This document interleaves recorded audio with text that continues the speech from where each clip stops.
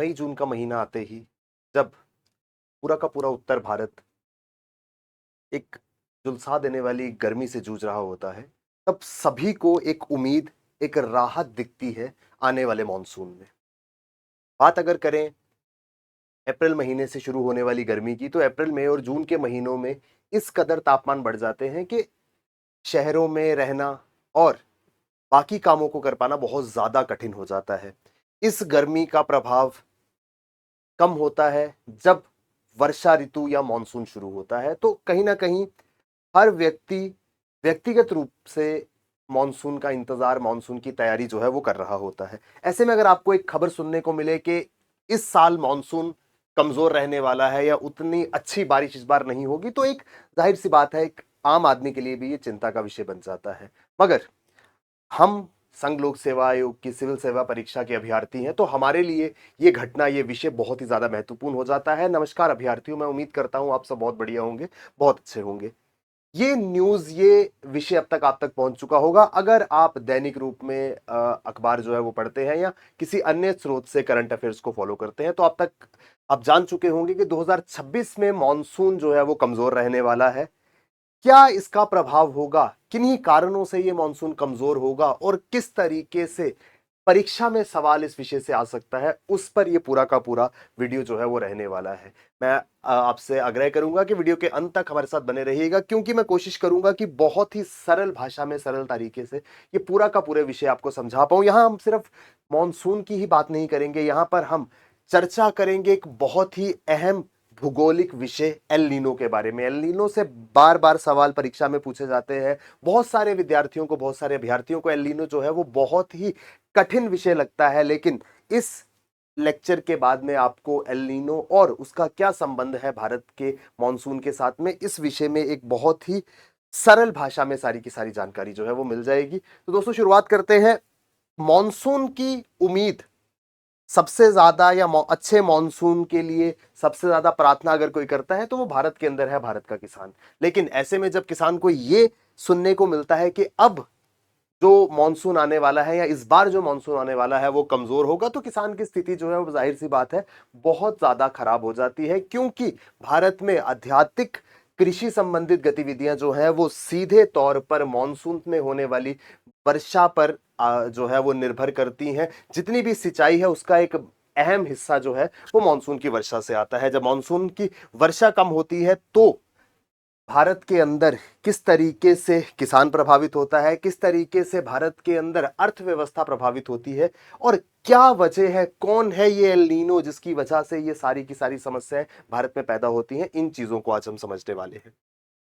दोस्तों, El Nino की अगर मैं बात करूं, ये एक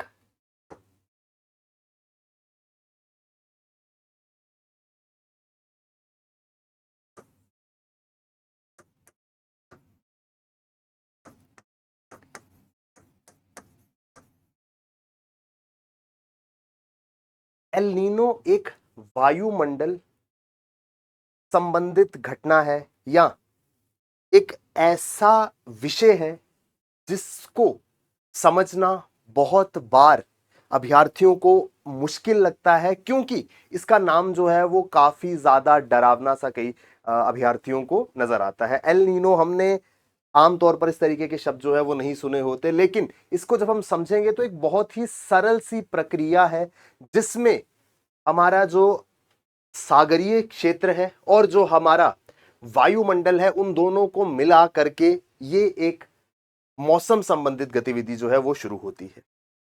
इसको समझने के लिए हमें जानना होगा कि क्या है एक सामान्य स्थिति, एक नॉर्मल सिचुएशन जिससे हट करके कुछ होता है और एल नीनो आता है। इसके लिए दोस्तों मैं इस्तेमाल करूंगा वर्ल्ड मैप का, या विश्व का जो मैप होता है उसको मैं यहां पर बनाने की कोशिश करूंगा।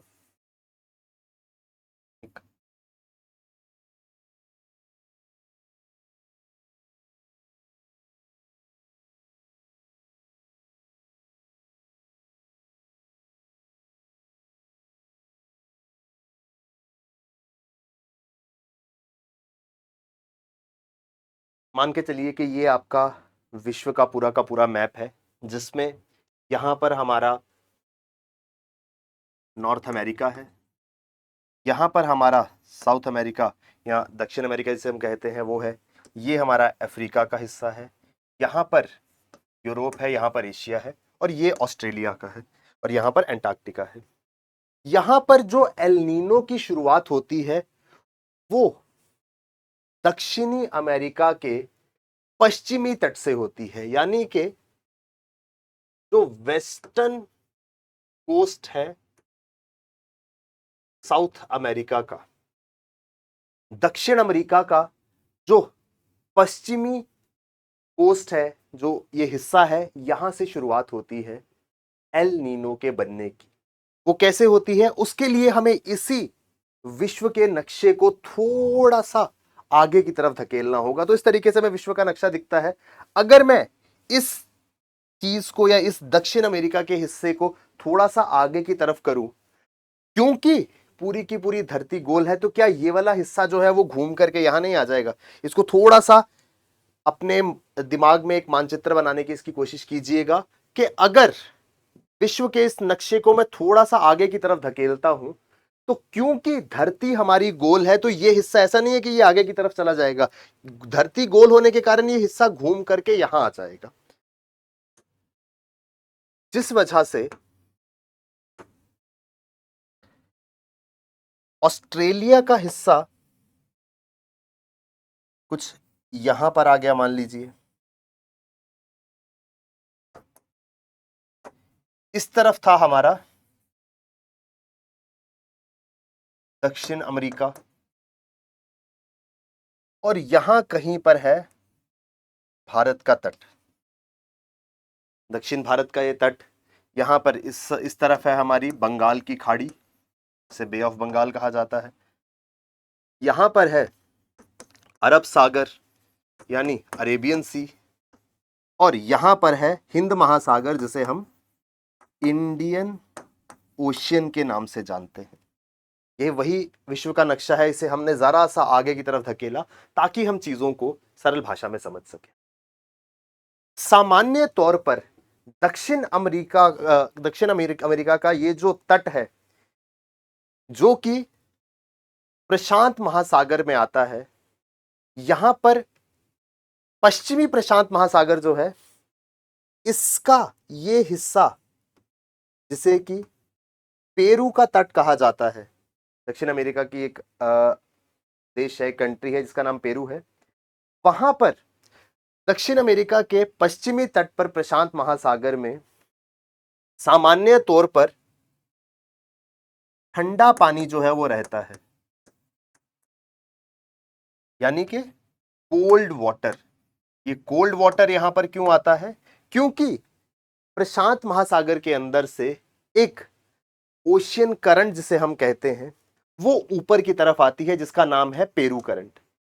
ये पेरू करंट क्योंकि ठंडी है, तो ये जो पानी ऊपर लेकर के आती है, उस पानी का ठंडा होना बड़ा जाहिर सी बात है।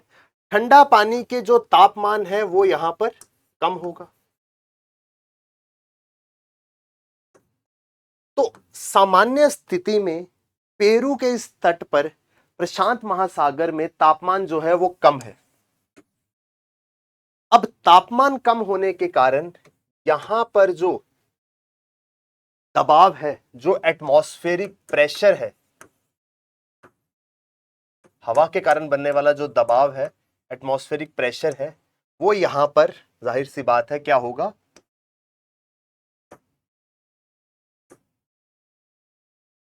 ज्यादा होगा।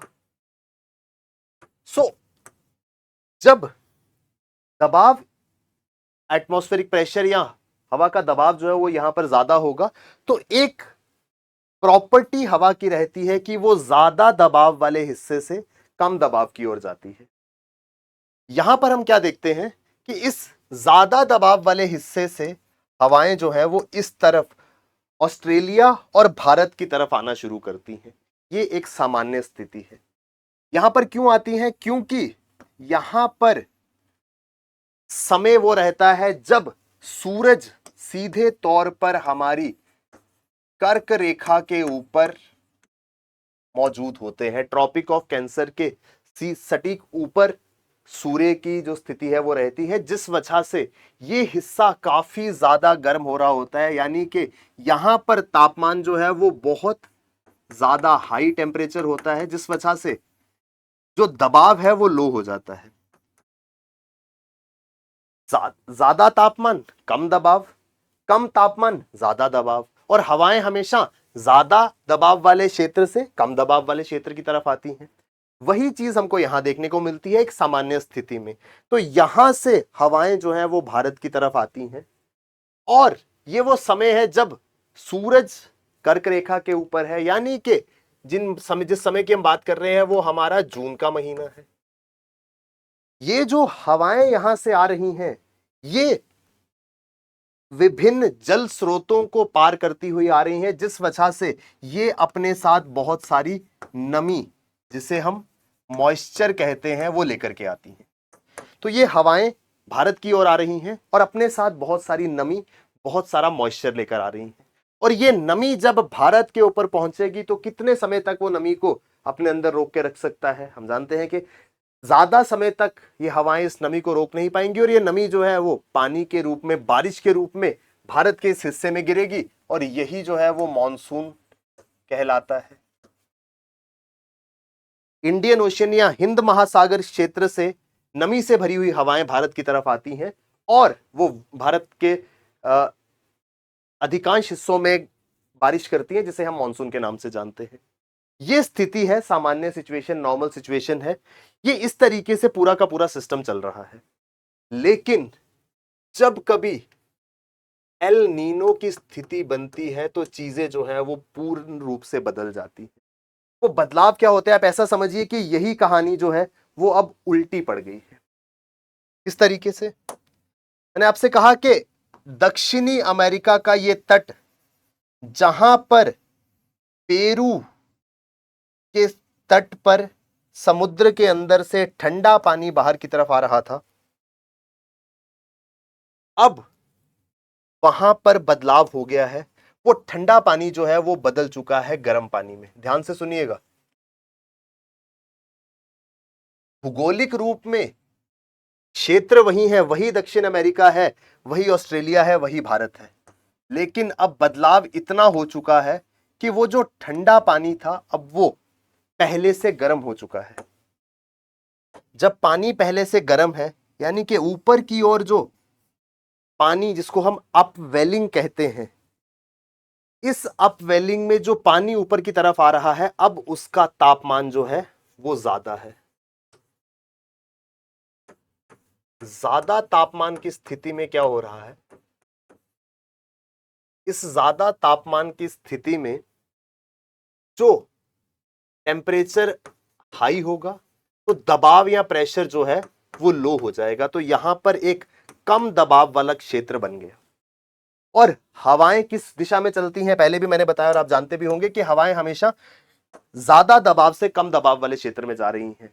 सामान्य रूप में जो क्षेत्र ज्यादा दबाव वाला था और अपनी ओर से हवाएं दूसरी दिशाओं में भेजता था, अब वो कम दबाव वाला क्षेत्र बन गया है, जिस वजह से आसपास के इलाकों से, चाहे भारत हो चाहे ऑस्ट्रेलिया हो, वहां से हवाएं इस दिशा में जाना शुरू हो गई। यानी कि वो हवाएं जो नमी लेकर के पहले भारत की ओर आ रही थी, अब वो काफी हद तक कम हो चुकी हैं, क्योंकि ज्यादातर हवाएं जो हैं वो इस कम दबाव वाले क्षेत्र में चली गई हैं। तो जाहिर सी बात है कि यही हवाएं नमी ला रही थी, यही हवाएं यहां बारिश कर रही थी, लेकिन क्योंकि अब दबाव यहां पर कम है तो हवाएं यहां से आ नहीं रही हैं, उल्टा आसपास के क्षेत्रों से हवाएं यहां जा रही हैं, जिस वजह से भारत के मॉनसून को इसका नकारात्मक प्रभाव जो है वो झेलना पड़ता है। मैं उम्मीद करता हूं कि हम कहानी को समझ गए होंगे कि क्यों नकारात्मक जो प्रभाव है वो भारत के ऊपर होगा इस स्थिति का। इस वजह से जब जब एल नीनो आएगा, भारतीय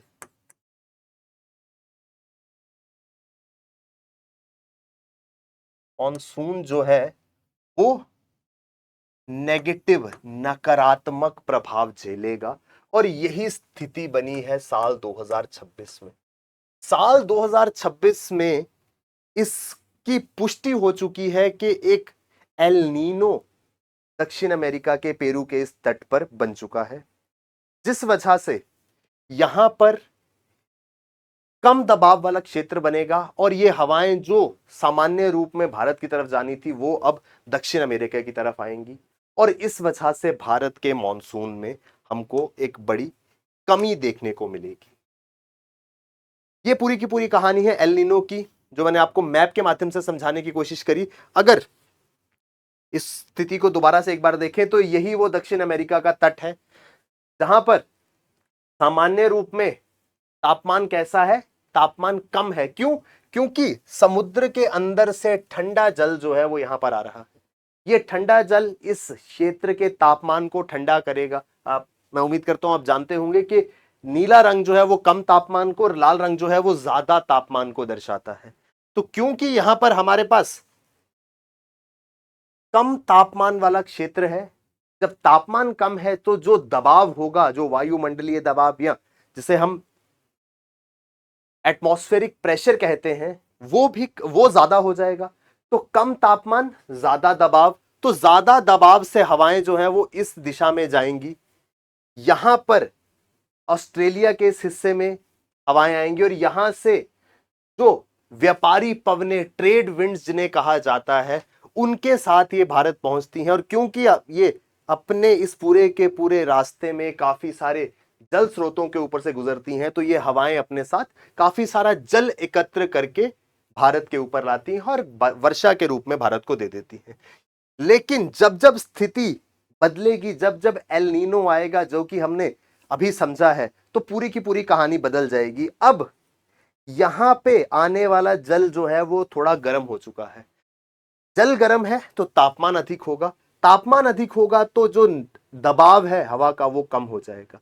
कम दबाव से अब हवाएं दूसरी दिशाओं में नहीं जाएंगी बल्कि दूसरी दिशाओं की हवाओं को अपनी तरफ बुलाएंगी। तो ये हवाएं जो इस तरफ जा रही थी वो प्रशांत महासागर से होते हुए दक्षिण अमेरिका के तट पर चली जाती हैं, जिस वजह से जो ये व्यापारिक पवने, ट्रेड विंड्स थी, उनकी शक्ति कम हो जाती है। व्यापारिक पवनों को एल नीनो जो है वो कमजोर कर देता है और ये कमजोर व्यापारिक पवने उतना पानी, उतनी नमी अपने साथ नहीं ले जा पाती हैं भारत तक, जिस वजह से भारत के मॉनसून में एक भारी कमी देखने को मिलती है। तो ये चीज तो साफ थी कि जब जब एल नीनो होगा भारत का मॉनसून सामान्य से कम होगा, लेकिन इसका यह मतलब नहीं है कि भारत के अंदर बिल्कुल ही बारिश नहीं होगी, क्योंकि भारत के अंदर बहुत सारे और फैक्टर्स हैं, बहुत सारे और चीजें हैं जो प्रभावित करती हैं भारत के मॉनसून को।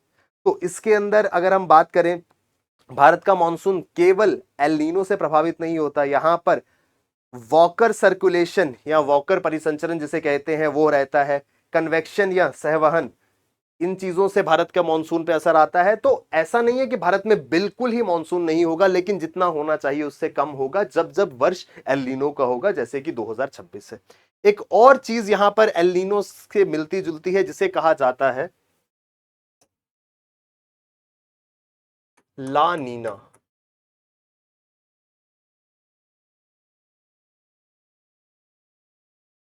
ला नीना स्थिति जो है वो एल नीनो का बिल्कुल उलट है, यानी कि यही स्थिति है।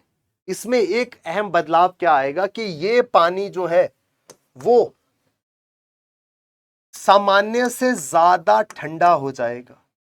अभी तक यहां पानी सिर्फ ठंडा था, अब ये सामान्य से भी ज्यादा ठंडा पानी हो चुका है, जिस वजह से इस दक्षिणी अमेरिका के पश्चिमी तट का तापमान जो है वो और कम हो गया है।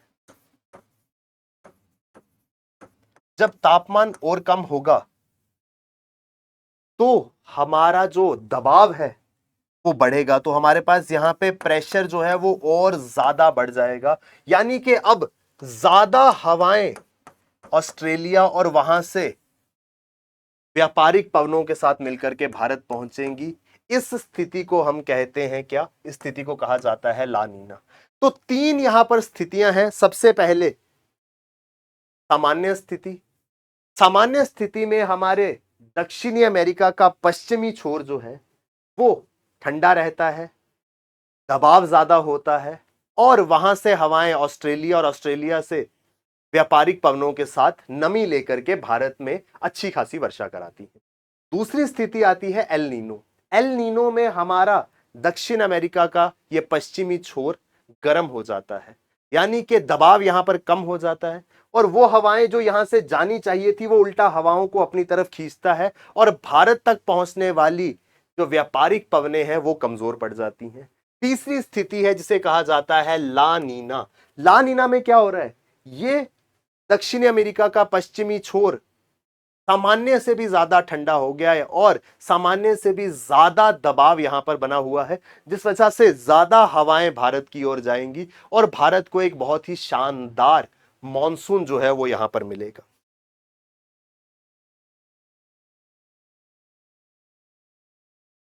तो तीन स्थितियां हैं जिसमें अगर एल नीनो आता है, अगर ला नीना आता है और अगर नॉर्मल सिचुएशन रहती है तो भारत के मॉनसून पे प्रभाव कैसा होगा। एल नीनो और भारत का मॉनसून जो है वो नकारात्मक, ला नीना तो भारत का मॉनसून सकारात्मक। सामान्य स्थिति में भारत का मॉनसून भी जो है वो क्या रहेगा, वो सामान्य रहेगा, नॉर्मल रहेगा। ये बहुत ही इंपॉर्टेंट है क्योंकि बहुविकल्पी प्रश्नों में इस तरीके के जो स्टेटमेंट्स हैं वो दिए जाते हैं और आपको उससे कंफ्यूज करने की कोशिश की जाती है। इसी की एक झलक आप यहां देख सकते हैं। यहां पर एक प्रश्न मैंने आपको दिया है। ये प्रश्न कहता है एल नीनो से संबंधित निम्नलिखित कथनों पर विचार कीजिए। ये पूर्वी एवं मध्य प्रशांत महासागर में समुद्री सतह के तापमान में वृद्धि से संबंधित घटना है। दूसरा कथन है इस दौरान व्यापारिक पवनें कमजोर हो जाती हैं। तीसरा है यह सामान्यता भारत के मॉनसून को मजबूत बनाता है। आप लोग इस प्रश्न का उत्तर कमेंट सेक्शन में देंगे क्योंकि यह प्रश्न बहुत ही सरलता से हल हो सकता है इस पूरे लेक्चर को देखने के बाद में।